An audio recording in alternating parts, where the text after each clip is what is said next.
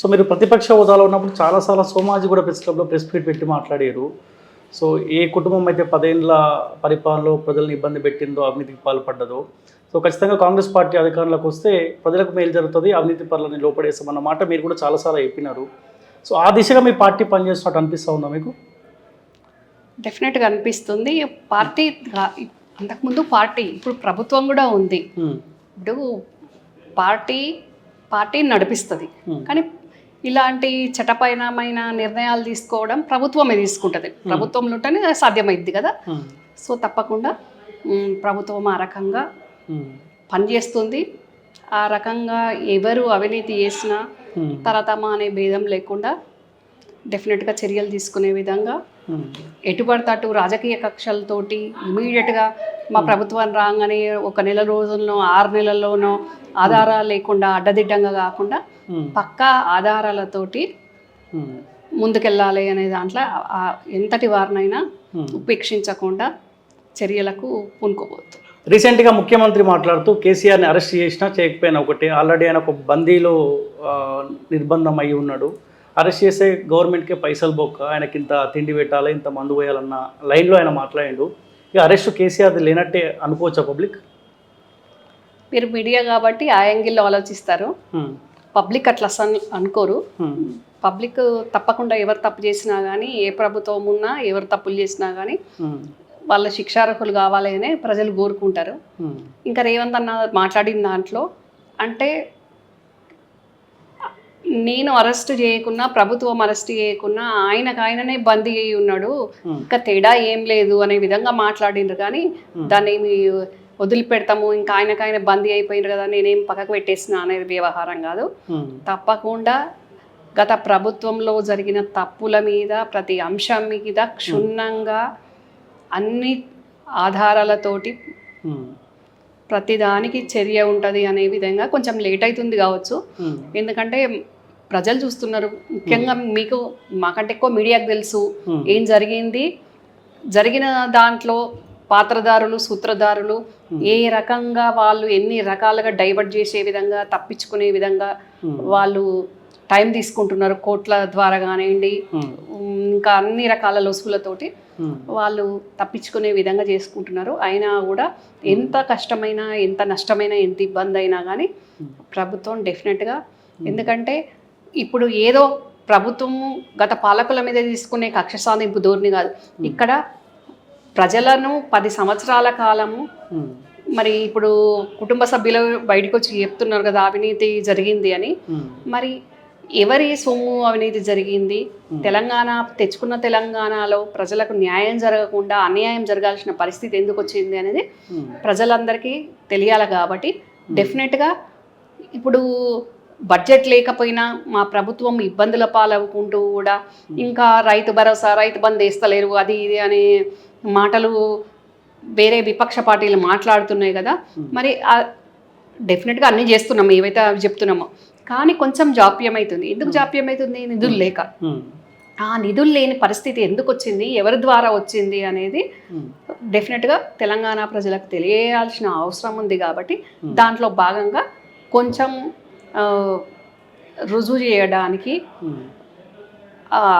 ఆధారాలతోటి అట్లా లేట్ అవుతుంది తప్ప వేరే ఉద్దేశం ఏం లేదు. డెఫినెట్గా ఏది ఏమైనా, ఏ స్కామ్ అయినా, ఏ స్కీమ్ అయినా గత ప్రభుత్వంలో ఏం జరిగింది అనేది మొత్తం డాటా తీసి డెఫినెట్గా ప్రభుత్వం ప్రజల ముందు ఉంచబోతుంది.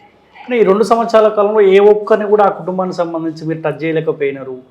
పలానా అవినీతిలో కేటీఆర్ ఉన్నాడు, హరీష్ రావు ఉన్నాడు, సంతోష్ రావు ఉన్నాడు, కేసీఆర్ ఉన్నాడు, ఏ ఒక్క అంశాన్ని కూడా ప్రజల ముందు క్లారిటీగా పెట్టలేకపోయినారు కదా.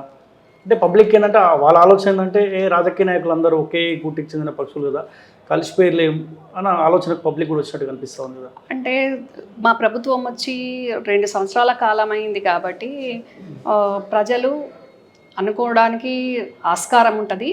ఎందుకంటే ఇంత సమయం ఎందుకు తీసుకుంటున్నారు, గత ప్రభుత్వం చేసిన అవినీతి మీద ఈ ప్రభుత్వం ఎందుకు చర్యలు తీసుకోలేకపోతుందని ప్రజలు అనుకుంటారో, ఆలోచిస్తారు డెఫినెట్గా.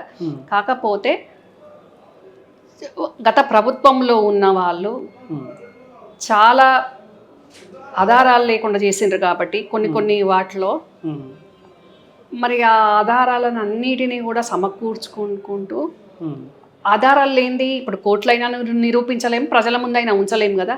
సో ఆ ఆధారాల కోసం సమయం పడుతున్నా కూడా పర్సన్స్ను ఇన్వెస్టిగేషన్ చేసుకుంటూ డెఫినెట్గా తెలంగాణ ప్రజల ముందు ఉంచబోతాం. ఇక్కడ రాజకీయ కక్ష సాధింపులు ఏముండయి.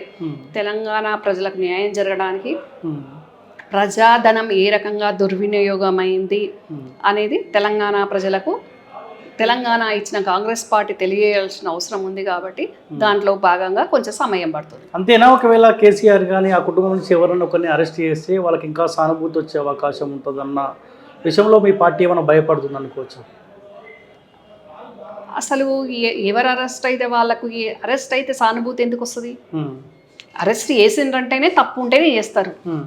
ఇప్పుడు మనము బయట ప్రజా జీవితంలో రాజకీయ నాయకులను వదిలేసి బయట ప్రజా జీవితంలో చూసినా ఎవరినైనా ఏదో ఒక దాంట్లో ఎందుకు అరెస్ట్ చేస్తారు? ఎవరిని పడితే వాళ్ళని రోడ్డు మీద పోయే వాళ్ళని అరెస్ట్ చేయరు కదా. వీళ్ళ వల్ల తప్పు జరిగింది అన్నప్పుడే వాళ్ళని అరెస్ట్ చేస్తారు కదా. మరి రాజకీయ నాయకులను అరెస్ట్ చేస్తే ఎందుకు సానుభూతి వస్తుంది? బయట వాళ్ళని అరెస్ట్ చేసినప్పుడు వాళ్ళు తప్పు చేసినట్టు బయట ప్రజలను చేసినట్టే రాజకీయ నాయకులు కూడా తప్పు చేస్తేనే అరెస్ట్ చేస్తారు కదా. కొంచెంలో కొంచెం ఆధారాలు ఉంటేనే అరెస్ట్ చేస్తారు కదా. మరి ఇంకా సానుభూతి ఏ రకంగా వస్తుంది? కానీ ఈ తక్కువ కాలంలో మీ పార్టీ పైన కూడా గ్రౌండ్లో మేము తిరుగుతున్న క్రమంలో కూడా 6 గ్యారెంటీల విషయంలో పూర్తి స్థాయిలో అమలుగా ఒక్కకపోవడంతో కొంత వ్యతిరేకత కూడా మీ పార్టీ పైన కనిపిస్తుంది, కొంత సానుభూతి కూడా ఆ పార్టీ పైన కనిపిస్తుంది. కాబట్టి సో ఈ తప్పు కనుక కాంగ్రెస్ పార్టీ చేస్తే కొంత పబ్లిక్ వాళ్ళ వైపు మళ్ళీ చూసే అవకాశం ఉంటుంది. మంచో చెడో మన కేసీఆర్ అన్న ఆలోచనకు వచ్చే అవకాశం ఉన్న ఆలోచనలో భాగంగానే ఆలోచిస్తూ ఉందా మీ పార్టీ అంటా ఉన్నా? మా పార్టీ అట్లా ఆలోచించట్లేదు. ఇక్కడ మెయిన్గా 6 గ్యారెంటీలు ఇవ్వడానికి డెఫినెట్గా 100కు 100% మా పార్టీ ప్రభుత్వం రాకముందు ఏదైతే హామీ ఇచ్చిందో డెఫినెట్గా అవి నెరవేరుస్తాము. ఇక్కడ బడ్జెట్ ప్రాబ్లం కాబట్టి ఆ బడ్జెట్ సమకూర్చుకునే దాంట్లో చాలా ఇబ్బందులు పడాల్సి వస్తుంది. కాబట్టి గత ప్రభుత్వం చేసిన వాగ్దానాలు కానివ్వండి, హామీలు కానివ్వండి, ధనం దుర్వినియోగం కానివ్వండి, లక్షల కోట్ల అప్పులు చేసిండ్రు. కాబట్టి మరి వాళ్ళు చేసిన అప్పులకే వడ్డీలు కట్టాల్సి వస్తుంది. 6,500 కోట్లు ప్రతి నెల వడ్డీ కట్టాల్సి వస్తుంది. మరి ఆదాయం కంటే అప్పులే ఎక్కువ కట్టాల్సి వస్తుంది. కాబట్టి అందుకని ప్రభుత్వం ఇబ్బంది పడుతుంది తప్ప కాంగ్రెస్ పార్టీ ఎప్పుడు కూడా ప్రజల సంక్షేమాన్నే కోరుకుంటుంది. ఎప్పుడు కూడా మేము ఎప్పుడూ అధికారంలో ఉండాలనే విధంగా అడగోలు హామీలు కాంగ్రెస్ పార్టీ ఇవ్వదు. కాకపోతే గత ప్రభుత్వంలో ఎన్ని కోట్ల అప్పులు చేసినా, ఎన్ని లక్షల కోట్ల అప్పులు చేసినా కూడా రైతులు, ఈ పెన్షనర్స్ వాళ్ళకి ఇమ్మీడియట్గా వాళ్ళు బెనిఫిట్ అయ్యింది. కాబట్టి వాళ్ళు ఆ యాంగిల్లో ఆ గవర్నమెంట్ మంచిగా ఉండే అని అనుకుంటుండొచ్చు. కానీ చదువుకున్న వాళ్ళు, మీలాంటి వాళ్ళు, యువకులు, ఎంప్లాయీస్, విద్యార్థులు వాళ్ళందరూ కూడా ఇక్కడ వీళ్ళ దగ్గర బడ్జెటే లేనప్పుడు ఏ రకంగా చేస్తారు? అయినా కూడా చేస్తున్నారు కదా అని ఆలోచిస్తున్నారు. ఇప్పుడు మేం కాకుండా బీఆర్ఎస్ ప్రభుత్వం వచ్చినా వాళ్ళు ఇచ్చిన హామీలు గతంలో వాళ్ళు ఏవైతే చేసిండ్రో పెన్షన్స్ కానివ్వండి, రైతు బంధు, రైతు భరోసా లాంటివి కూడా వాళ్ళకు కూడా సాధ్యం కాకపోతుండే. ఇక్కడ లక్షల కోట్ల అప్పులు చేసి ఉండి బడ్జెట్ దిక్కులైనప్పుడు వాళ్ళు మాత్రం ఎట చేస్తూ ఉండే. కాకపోతే మేము వచ్చున్నాం కాబట్టి ఆ ఎఫెక్ట్ వాళ్ళు చేసిన అప్పు అంతా మా తల మీద పడి ఈరోజు మళ్ళీ వాళ్ళు బీఆర్ఎస్ వాళ్ళు సోషల్ మీడియాలో కాంగ్రెస్ ప్రభుత్వం చేయలేకపోతుంది అని వాళ్ళు చేసిన దాన్ని కప్పిపుచ్చుకునే రకంగా వాళ్ళ ఒక సోషల్ మీడియా ప్లాట్ఫామ్ ద్వారా వాళ్ళ విభాగాల ద్వారా వాళ్ళు ప్రజలను అట్లా మూడ్ డైవర్ట్ చేసే విధంగా చూస్తున్నారు. పెద్ద మనుషుల చేతిలో 24 గంటలు సెల్ ఫోన్లు ఉండయి. వాళ్ళు సోషల్ మీడియా ఎక్కువ ఫాలో అవ్వరు. కాబట్టి వాళ్ళకు అసలు రాష్ట్ర ప్రభుత్వ పరిస్థితి ఏంది అనేది కరెక్ట్గా తెలియక, కాకపోతే పెద్ద మనుషులు మాకు పెన్షన్ రాకపోయే, మాకు రైతు బంధు, రైతు భరోసా అడగపాయే అని అనుకుంటారు కావచ్చు. కానీ డెఫినెట్గా అన్నీ వస్తాయి. కరెక్ట్గా చెప్పింది చేసేదే కాంగ్రెస్ పార్టీ. కాబట్టి డెఫినెట్గా ప్రజలు కూడా అర్థం చేసుకుంటారు. ఇప్పుడు కేటీఆర్ చాలా ధైర్యంగా ఉన్నాడు. 10 ఏళ్ల కాలం పాటు మేము అవినీతికి పాల్పడలేదు, దమ్ముంటే అరెస్ట్ చేసుకోండి అన్న లైన్లో మాట్లాడుతున్నాడు కదా. ఆ మాటలు కూడా మీ ముఖ్యమంత్రికి ఇబ్బంది అనిపిస్తలేదు. ఎందుకంటే ప్రతిపక్ష హోదాలో ఉన్నప్పుడు తలుపులు, డోర్లు పలగొట్టి మరీ ఈడ్చుకెళ్ళి అరెస్ట్ చేసినారు. సో ఓపెన్గా నేనేం తప్పు చేయలేదు, దమ్ముంటే అరెస్ట్ చేసుకో అని ఆయన భాష మాట్లాడుతూ ఉన్నాడు. సో అక్కడ కూడా మీకేమి ఇబ్బంది అనిపించట్లేదా?